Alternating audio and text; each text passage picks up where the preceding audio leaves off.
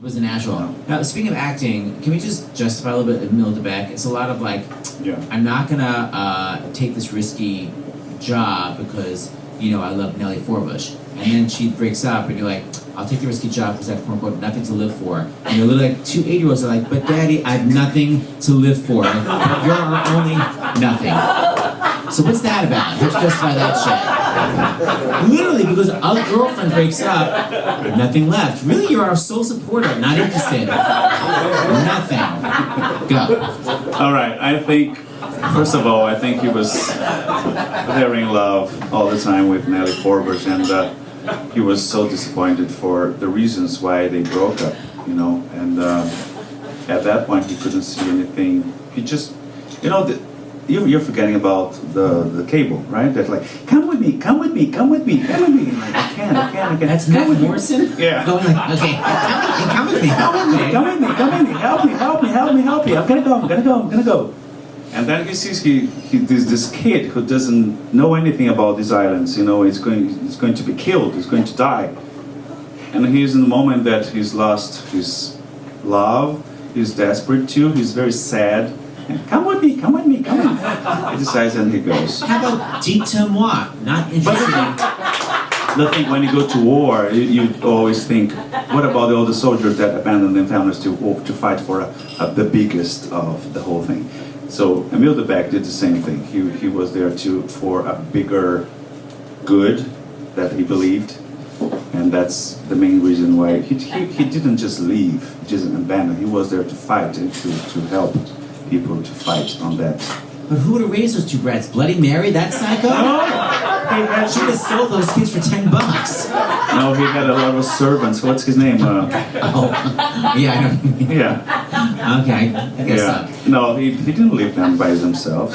It all worked out. Yeah. Okay, now what was it like working with that? Well, you wouldn't know what it's like working with a small orchestra. I was gonna say it was like working with that big orchestra, but I guess you were probably used to twice the size of that orchestra. Yeah, it was. Opera. Yeah, it was great to have that support. The music source and yeah. Did you try to get in your contract like only 6 shows a week? Yeah. I knew it, opera style, and they were like, "No, dear." No. They were good to me at the last year. No, they were always good to me, but they agreed for me to go to do 6 shows on the last year. Yes. Oh, they did to relax it. Okay, delicious. So I did 1.5 years with 8 shows, and then the last year doing 8 shows. 6 shows. Now, what was it like when you got a Tony nomination? Did you even know what a Tony nomination was, or you were like, shrug? I knew the Tony Award, of course, but I didn't know the other awards. Oh, did you also win Drama Desk? Drama, Outer Critics, and Broadway. Oh, wow. So was it almost more pressure when you won the Outer Critics and Drama Desk for the Tonys? Were you like, when the first award started to happen, I was like, what's going on? What is this? Oh, this is an award. Like, for what? Oh, for your performance. Oh, thank you. And then the second one. Really? Drama Desk. Are you kidding me? And then the Tony nomination and the whole thing, the ceremony, and oh my God, it was incredible, And when Liza walked on that stage with that envelope and called my name, it was like, this is happening to me. This is incredible, And I think it's just one of the moments that you'll never forget in your life, to see Liza Minnelli calling you. Paulo Szot. Push forward. A lot of people actually kind of don't remember. They go into like a state of like shock, because like a lot of people always say like they have to work really hard to be in the present. So you felt like you were in the moment when that night happened. Yeah, I was so concentrated to do my job, good job, because I knew all the awards were so important for the company, for the show to survive.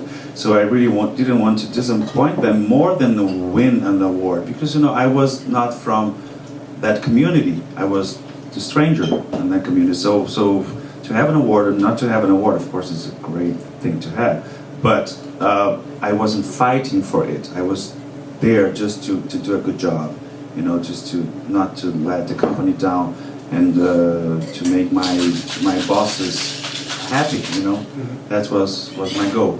The consequences were fantastic, all the awards and the Tony Award. But my goal was to do a good job. So now what? Would you want to go back to Broadway in another show? I would love to. Oh. Thank you.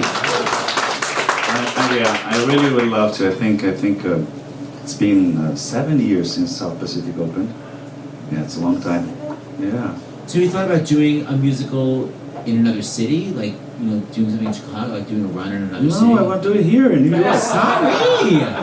Come on. So what about encores or something? Like, what's happening? I don't know. I don't know. Like, what would you want to play?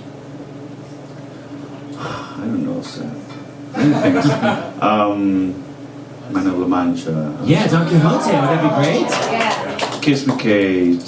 Yes, hilarious. Some great roles. Kiss Me Kate would be great for you to do some comedy. Because, Yeah. like, Meal to Make It So Serious. Now, what about Phantom? They never called you in for that? Phantom? Yeah. I think it's for a higher voice than... It's a little, well, it's an A flat. Yeah. But can't you just think, I mean... 8 shows a week, maybe not. I know. Meanwhile, Christine Daya has 6 shows a week. Don't get me started. Yeah, okay, so A flat would be a little bit clever. Yeah, I love Phantom, yeah. And now, what was P.S. Speaking of Kelly O'Hara, what the hell was it like acting opposite her? Like, do you feel like you learned anything from her? Oh, a lot. She was incredible. She's such a nice girl, and more than a great actress, she's a great person, and it's always a blessing to work with someone that you can share energies, not only on stage but backstage. So we had fun. Before the show, we always joked about things. We danced, weird things, and we made faces, and yeah, it was fun. It was fun. She was great. She's fantastic. Did anything ever go wrong during the run of that show? Yes, it did. But it wasn't with Kelly. Kelly was pregnant. Ooh. Yeah, I think she was performing until she was like 6 months or so. Yeah, she was really pregnant. Kelly is a secret. Like, so I'm sure that evening. Actually, she said that the first time that the baby kicked was while the song was "Never Let It Go," and like, boom, boom, boom. And she said that the baby repeated every night after that. Like, boom, boom. I like this song, but like I hate this song. Shut up. Let me add. Wow, that's amazing. So what the hell went wrong with her understudy?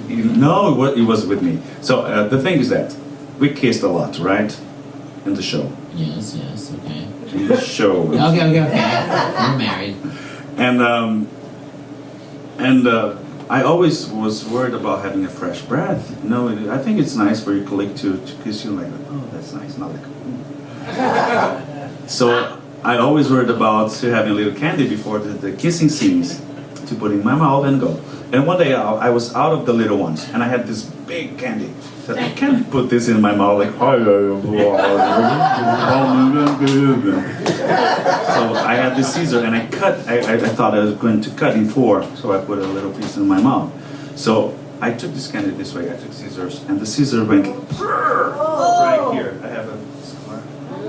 Oh my God, that's a big scar. Yeah, and that was like a minute before my scene.